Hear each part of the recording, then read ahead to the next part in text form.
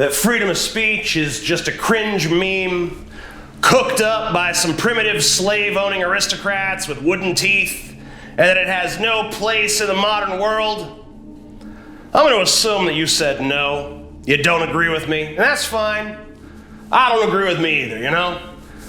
The free speech meme is one of the most insidious pieces of jingoistic hypnosis that we were ever inculcated with in our youth. So I'll just have to do my best to convince you of the initial premise of this video. First of all, people are too stupid to handle freedom of speech. Not me, of course. Not you. We get it. But do me a favor. Go to the trending page on YouTube. Go look at what the majority of people are consuming as entertainment. Now, tell me the compelling case for why those people need a voice in any sort of serious discourse. Can't do it, can you? Let me address some of the objections you're already making, though. In very hushed and contemplative tones, you're saying, "But Frey, the mighty and powerful chaos wizard, who gets to decide who is too stupid to have freedom of speech? Who gets to decide?" All right. You know what? You've twisted my arm. I'll do it. I'll take on this burden. I will decide. Maybe you want to make a slippery slope argument, you know? You want to tell me that if we censor one group of people today, it's going to lead to further censorship in the future. As far as I'm concerned, that's for the future to decide. We live in the present. We should decide for the present. And in the present, I think we can all agree that no discussion, no dialogue, no discourse, no dialectic benefits from the participation of people who are just plain dumb. People who are ill-informed, inarticulate, specious in their reasoning, humorless in their administrations, and prone to just regurgitating whatever half-baked talking point they absorbed from some 5-second clip on TikTok. These people do not add value to the conversation. They just dilute it with their They turn serious discussion into a cacophony of nonsense, where the loudest, most emotionally reactive voices drown out anything of actual substance. And that brings me to my startlingly bold and brilliant critique of this sacred cow of ours. No one listens. No one comprehends, because so much of our discourse is tribal-brained, us versus them, horse shit. Being able to understand and empathize with another perspective is now broadly seen as weakness or treachery rather than an intellectual skill. People don't engage with ideas in good faith. They just wait their turn to talk, to score imaginary social points in some meaningless and nebulous culture war that they're just role-playing in to feel like an important warrior in some great battle for the soul of society, instead of just facing the reality that they're a bunch of blathering nitwits with absolutely no original or interesting thoughts. They posture, they regurgitate, they bloviate, they flex, they dunk, they cancel, they mob up, they ratio, they spin. But you know what they don't do? The one thing they don't do is listen to a goddamn thing that anyone else has to say. So, let's put forth a question. What good is the freedom to speak your mind in a world where no one is listening? Where the very act of listening is broadly treated as heretical? Now I can sense some of you thinking I'm being too broad here. Not everyone's the way I'm describing them to be. To those of you who are thinking that, I'm frankly sick of this rhetorical sidestep of yours. Look up the word generalization in a dictionary and get back to me when you've grasped its meaning. Yes, I'm generalizing. That's the point. Patterns exist. Broad trends exist. If we refuse to acknowledge them under the cowardly guise of not all, then we're refusing to engage with reality itself. And the reality is this. The vast majority of people do not use their freedom of speech for anything of value. They don't wield it as a tool for enlightenment. They don't wield it as a truth-seeking thing. They don't seek out genuine discussion. To them, it's just a weapon of self-indulgence, a means of vomiting half-formed, knee-jerk reactions into the void with no regard for coherence or logic or any sort of intellectual honesty. But Frey, the mighty and powerful chaos wizard, are you saying that only some elite intellectual ruling class should have the right to speak? Am I saying that? Well, let me ask you this. Would you let just anyone perform surgery? Or fly a plane or defuse a bomb? No. Then why, in the infinitely more complex and dangerous arena of public discourse, do we insist that everyone has got to have equal say, regardless of their competency, regardless of their reasoning ability, regardless of their grasp of basic facts? We have to guard the gates of every important profession. But when it comes to shaping public opinion, when it comes to deciding how society functions, we just throw the doors open wide and let absolutely anyone trudge around in their fucking dog shit covered boots all over the damn discourse. Here's another problem we gotta contend with, my siblings in chaos. The First Amendment guarantees our right to speak, right? We get to speak our minds without any direct censorship from the government. And often we use that speech to formulate revolutionary thoughts. But revolutionary actions are still prohibited. As a result, free speech becomes little more than a pressure valve, a mechanism that allows people to vent their frustrations without ever posing any real threat to the system whatsoever. It gives the illusion of agency while ensuring that actual power remains firmly in the hands of the people who've already got it.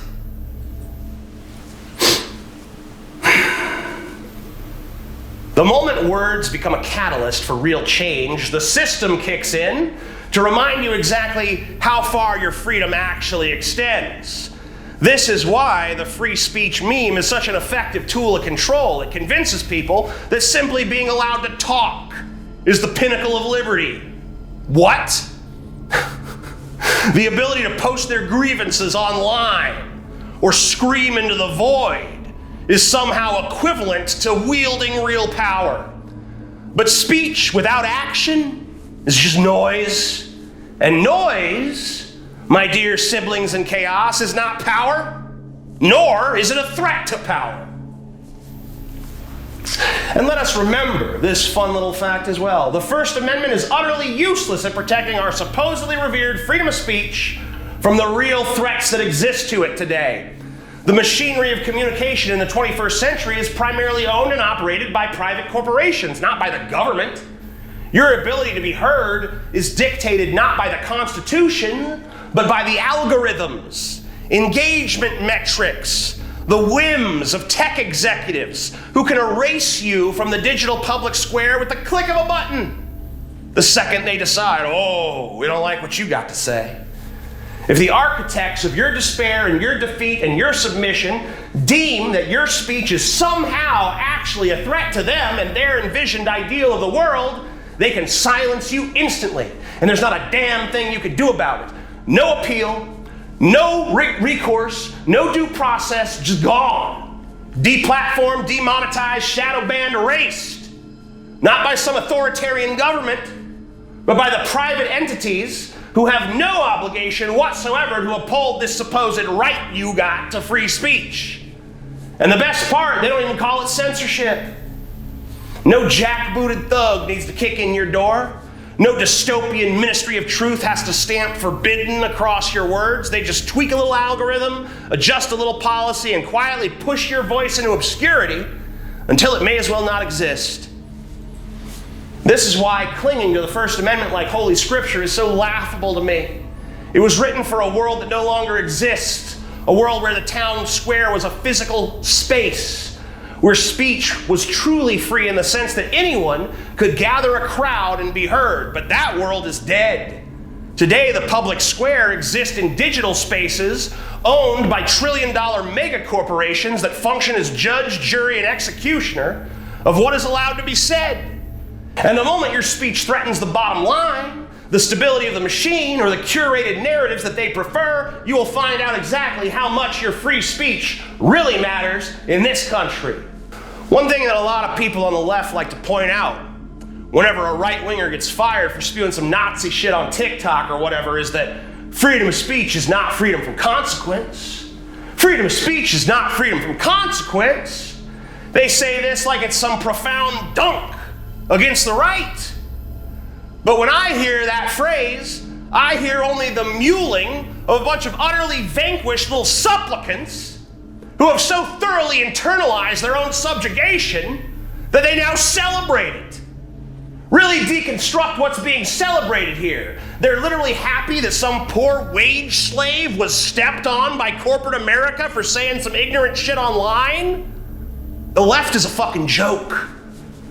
These are the great champions of the working class, a gaggle of neo-puritanical zealots who cheer every time a fellow peasant is tossed into the digital stocks for a public flogging, a congregation of corporate simps so eager to police thought that they've convinced themselves they're dismantling oppression while enforcing the exact power structure they claim to abhor, and they pat themselves on the back. So smug. Freedom of speech is not freedom from consequence, you guys. Fuck around and find out. Freedom of speech is not freedom from consequence. As if that's some kind of profound fucking mic drop moment. Bunch of fucking putzes blissfully unaware that they're little more than foot soldiers for the very oligarchic machinery that they laughably imagine themselves to be in opposition to.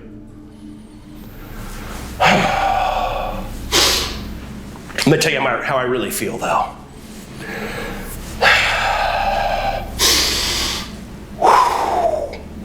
This really delivers me nicely to the next item in my little critique of freedom of speech.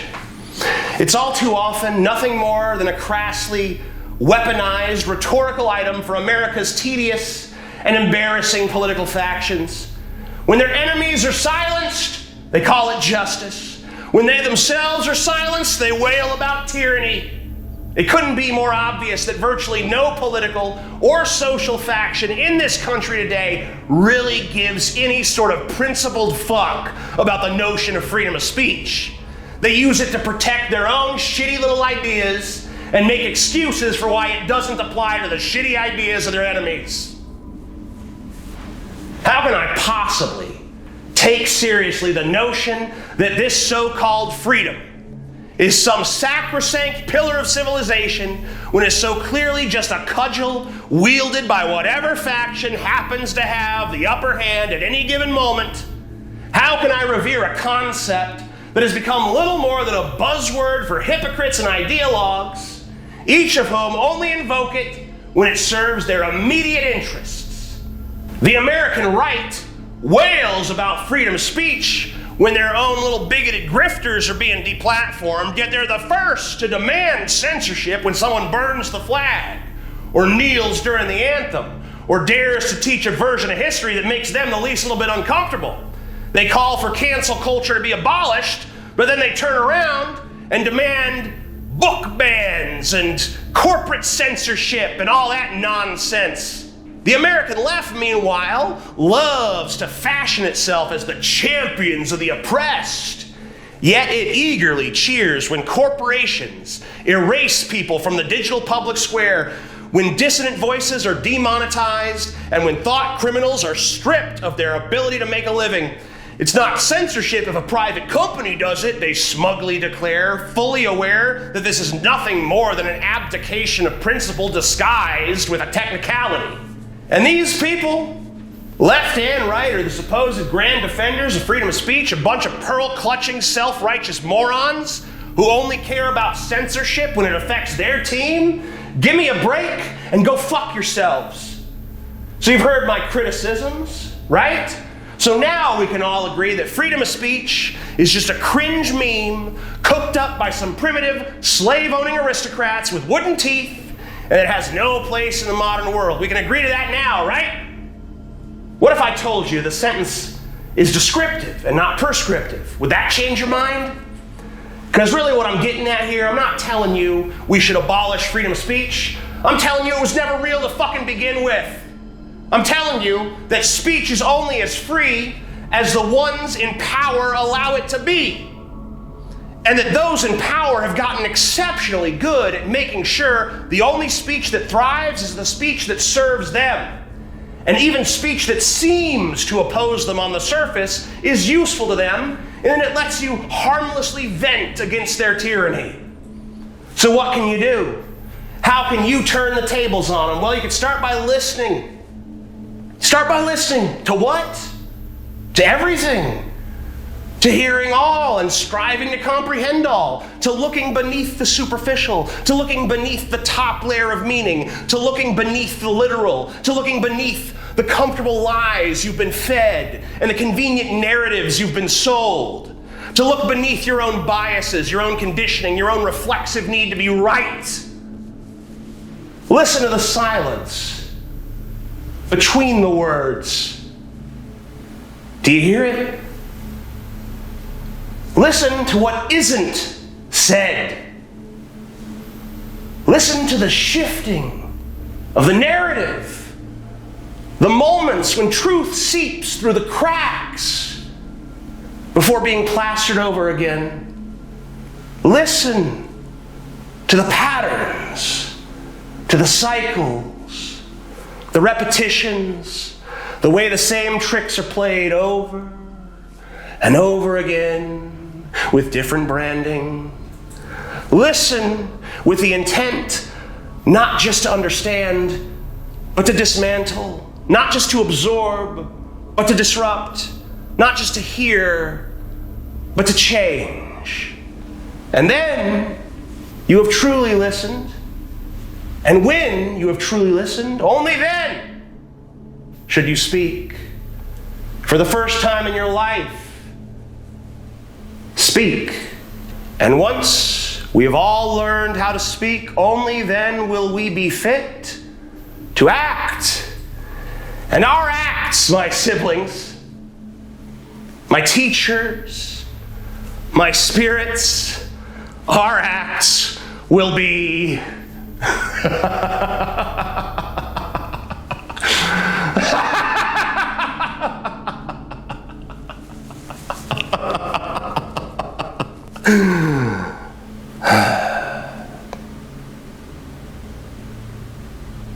The greatest freedom of all is the freedom to subscribe to this channel. Hit the alert bell, leave a comment on this video, and hit up the link in the description. Do it, or you will surely explode into 947 pieces of roughly equal size.